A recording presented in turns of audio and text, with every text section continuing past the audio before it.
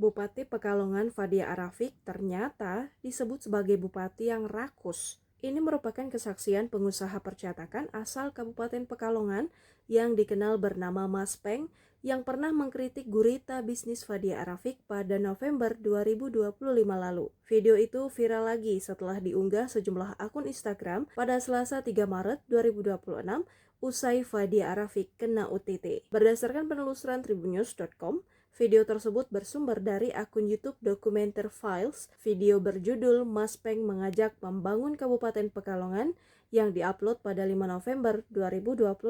Pada kesempatan itu, Mas Peng menyebut Fadia Arafik sebagai bupati yang rakus.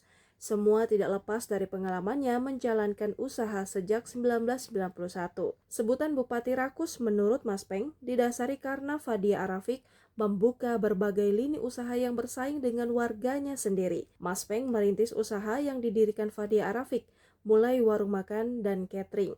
Menurut kesaksiannya, usaha tersebut kerap mendapatkan pesanan dari lingkungan Pemkab Pekalongan saat menggelar acara. Padahal sebelumnya, pemasok makan untuk pemerintah dari catering warga lokal Pekalongan. Mas Peng melanjutkan, lini usaha lainnya ada salon dan tata rias bernama Big Boss Salon di Jalan Singosari Nambangan, Nyamok Kajen, Kabupaten Pekalongan. Gurita bisnis Fadia Arafik juga merambah ke transportasi, toko bangunan, toko alat tulis kantor atau ATK, digital printing, hingga usaha outsourcing.